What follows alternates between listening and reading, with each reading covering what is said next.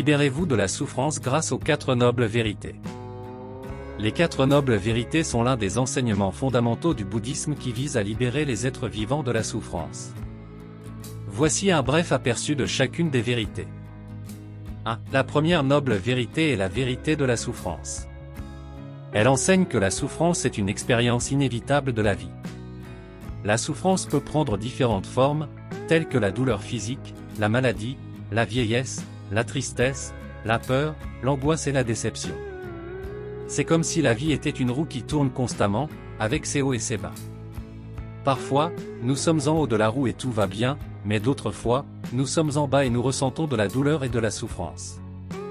En reconnaissant que la souffrance est une partie inévitable de la vie, nous pouvons apprendre à être plus tolérants, patients et compatissants envers nous-mêmes et les autres.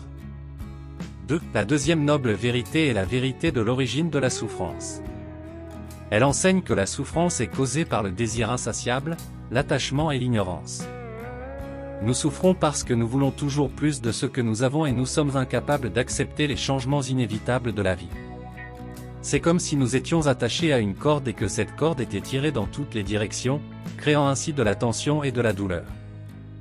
Cette tension est causée par notre désir d'avoir toujours plus, de contrôler tout ce qui nous entoure et de ne pas accepter les choses telles qu'elles sont. En prenant conscience de nos désirs et de nos attachements, que nous expliquons ci-dessous, nous pouvons commencer à les relâcher et à trouver des moyens plus sains et plus équilibrés de satisfaire nos besoins. 3. La troisième noble vérité est la vérité de la cessation de la souffrance. Elle enseigne qu'il est possible de mettre fin à la souffrance en se libérant du désir insatiable, de l'attachement et de l'ignorance. Cela peut être réalisé par la pratique de la méditation, de la pleine conscience et d'autres pratiques spirituelles. C'est comme si nous avions un sac lourd sur notre dos, qui nous pèse et nous fatigue. En pratiquant la méditation, la pleine conscience et les autres pratiques spirituelles, nous pouvons progressivement alléger le poids de ce sac et nous libérer de la souffrance. En pratiquant la méditation, la pleine conscience et d'autres techniques spirituelles, nous pouvons apprendre à développer un état d'esprit plus calme, plus clair et plus détaché, ce qui peut nous aider à trouver la paix intérieure et le bonheur durable. 4. La quatrième noble vérité est la vérité du chemin menant à la cessation de la souffrance. Elle enseigne que le chemin vers la libération de la souffrance est l'octuple sentier, qui consiste en 8 pratiques interdépendantes, la compréhension juste, la pensée juste, la parole juste, l'action juste, les moyens de subsistance juste, l'effort juste, la pleine conscience juste et la concentration juste. C'est comme si nous devions traverser une forêt dense et sombre pour arriver à une belle clairière ensoleillée. Le chemin qui nous mène à cette clairière est l'octuple sentier, qui est comme une carte ou une boussole pour nous guider dans la bonne direction. En pratiquant les 8 aspects de l'octuple sentier, compréhension juste, pensée juste, parole juste, action juste, moyen de subsistance juste, effort juste, pleine conscience juste et concentration juste, que nous expliquons également ci-dessous, nous pouvons cultiver des qualités telles que la sagesse, la compassion et la bienveillance envers nous-mêmes et les autres. En pratiquant les 4 nobles vérités, nous pouvons progressivement libérer notre esprit de la souffrance et atteindre un état de paix intérieure et de bonheur durable. L'application des 4 nobles vérités dans la vie quotidienne consiste à être conscient de nos pensées, de nos émotions et de nos actions, et à chercher des moyens sains et équilibrés de répondre aux défis de la vie. Cela peut inclure la pratique de la méditation, la lecture de textes spirituels, la participation à des groupes de soutien spirituel, et bien d'autres choses encore. Voici l'explication de « Prendre conscience de nos désirs et de nos attachements est un processus qui peut être facilité par la pratique de la pleine conscience et de la méditation. » Voici quelques étapes à suivre pour devenir plus conscient de ses désirs et attachements. 1. Pratiquer la pleine conscience. La pleine conscience consiste à être présent et attentif à l'instant présent, sans jugement. En pratiquant la pleine conscience, nous pouvons devenir plus conscients de nos pensées, de nos émotions et de nos sensations corporelles, y compris nos désirs et nos attachements. 2. Observer nos pensées et émotions. En observant nos pensées et nos émotions, nous pouvons prendre conscience de nos désirs et de nos attachements. Par exemple, nous pouvons remarquer si nous ressentons une forte envie d'acheter quelque chose, si nous sommes attachés à une certaine personne ou situation, ou si nous avons une forte aversion envers quelque chose. 3. Questionner nos motivations.